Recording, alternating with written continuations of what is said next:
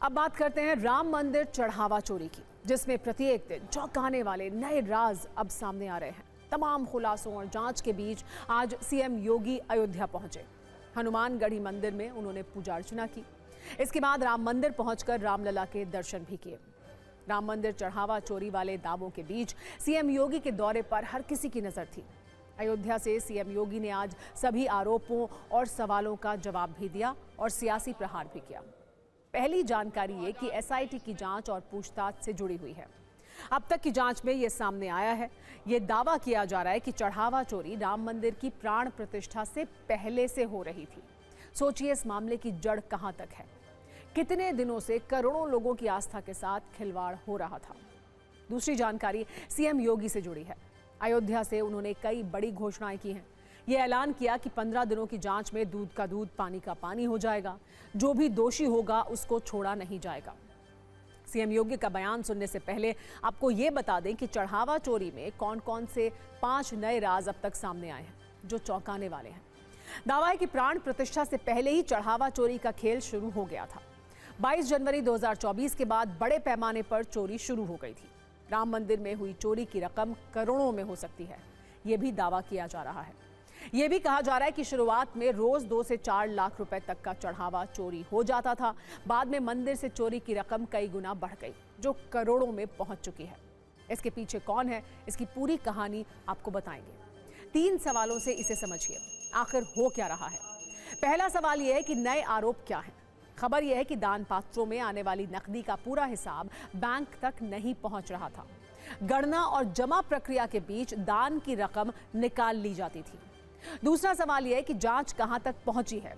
SIT 5 दिनों से जांच कर रही है। ट्रस्ट और संबंधित कर्मचारियों से पूछताछ की गई है। बड़ा लक्ष्य है दान की रकम का मनी ट्रेल खोजना और यह भी पता लगाना कि बैंक में जमा होने से पहले कैश कहीं और तो नहीं पहुंच रहा था। जांच में नए राज और क्या सामने आए हैं, आपको यह भी बता दें। यह जानकारी सामने आई है कि कुछ कर्मचारियों का वेतन 12 से 18 हजार रुपए प्रति माह था। उनके पास करोड़ों रुपए की संपत्ति होने का दावा किया जा रहा है। अब जांच एजेंसियां इनकी आय और संपत्ति के स्रोत तलाश रही है। सभी सवालों और जांच के बीच आज सीएम योगी आदित्यनाथ ने कहा है कि अगर किसी के पास चोरी का सबूत होगा तो एसआईटी को वो दे। एसआईटी जांच से सब कुछ साफ हो जाएगा। उन्होंने और क्या कहा वो भी सुनिए। हम लोगों ने ट्रस्ट के अनुरोध पर एसआईटी जांच बिठाई है और मैं उन्हें इस बात के लिए कह सकता हूं कि एसआईटी जांच दूध का दूध और पानी का पानी करके रहेगी, उसमें कोई संदेह नहीं। अगर किसी के पास कोई डॉक्यूमेंट्री प्रूफ है, वे कृपया एसआईटी को उपलब्ध करवा दें। एसआईटी को दे दें, एसआईटी जांच करके देगी। और राम भक्तों से भी मैं कहना चाहूंगा, राम भक्तों से मेरी विनम्र अपील होगी, प्रभु राम ने हमें मर्यादा का पाठ पढ़ाया है, मर्यादित रहने का आचरण दिया है। हम उस मर्यादा का पालन करते हुए हमने 500 वर्षों तक, हम लोगों के पूर्वजों ने 500 वर्षों तक प्रभु राम के स्थान को लेने के लिए संघर्ष किया है। 500 वर्षों तक मर्यादित रहते हुए हमने संघर्ष किया है। 15 दिन और देख लें, इंतजार कर लो, चिंता मत करो। मेरी सभी संबंधित से यही अपील होगी, एसआईटी की रिपोर्ट आने तक कोई बयानबाजी कतई न करें, क्योंकि बीच बीच में जब बयानबाजी होती है तो वह जांच को प्रभावित करती है। अगर कोई अपराधी है और कोई भी होगा, बचेगा नहीं, यह सुनिश्चित है। सीएम योगी भले ही 15 दिनों के अंदर दूध का दूध और पानी का पानी करने का दावा कर रहे हैं, दोषियों को सजा देने का दावा भी कर रहे हैं, लेकिन सवाल यह है कि राम मंदिर के चढ़ावे से इतनी बड़ी चोरी कैसे हुई। इसका पूरा नेटवर्क है। प्राण प्रतिष्ठा से पहले से ही हेरा फेरी की जा रही थी। इसका पर्दाफाश कैसे हुआ, आपको आइए बताते हैं। 5 जून को ट्रस्ट के लोग अचानक यात्री सुविधा केंद्र पहुंचे थे। इन्होंने सुरक्षाकर्मी को बुलाकर एक गणना कर्मी की तलाशी कराई। तलाशी में कुछ पैसे मिले, जिसके बाद उससे पूछताछ की गई। पूछताछ में कर्मचारी ने अनुकल्प लवकुश के नाम बताए। पदाधिकारियों ने इन लोगों को भी रोककर पूछताछ की। पूछताछ के बाद पीएफसी के बाथरूम से कैश मिला। पूछताछ में पता चला कि कौशलपुरी में इनका अड्डा था। दावा है कौशलपुरी में ही चोरी की रकम का बंटवारा होता था।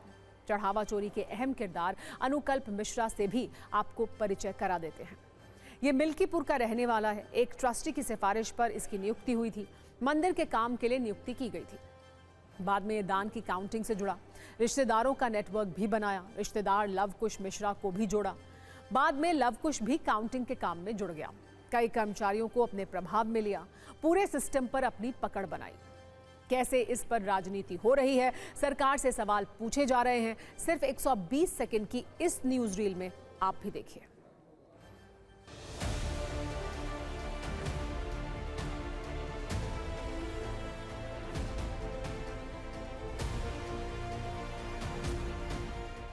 श्री अखिलेश यादव जी जो इस प्रकार की बयानबाजी कर रहे हैं, मुझे लगता है इस प्रकार की बयानबाजी से उनको बाज आना चाहिए। चंपत राय जी बहुत आदरणीय और बहुत ही पूज्य और ऐसे राम भक्त हैं जो राम काज के लिए पूरी तरह से समर्पित हैं और जो गलत करेगा उसको सजा मिलेगी। किसी कर्मचारी आदि ने किया होगा तो उसकी जांच हो रही, जांच डाले दीजिए रिपोर्ट। तो मुख्यमंत्री जी झूठ बोल रहे हैं, क्योंकि एसआईटी में जो एक अधिकारी है विजय विश्वास पंत, वो खुद प्रयागराज के भगदड़ में वो शामिल रहा है। उसने ही सुबह सुबह वहाँ अनाउंस किया कि उठो उठो, जागो, सवेरा हो गया, अमृत पालो। जो सोवत है वो खोवत है, जो जागत है सो पावत है। जो अधिकारी खुद उसमें फंसा हुआ है उससे दूध और अपेक्षा करेंगे, दूध और पानी अलग करेगा। ये पूरी इनका सुनियोजित चाल है। लूट लिया, भगवान राम के नाम के पूरे देश में आए, पूरे देश के लोगों को आज राम के नाम पे लूटने का काम किया। पर भगवान राम निश्चित इनको दंड देंगे, महादेव निश्चित दंड देंगे, क्योंकि ये लोग लुटेरे हैं, चंदा चोर हैं और चढ़ावा चोर हैं।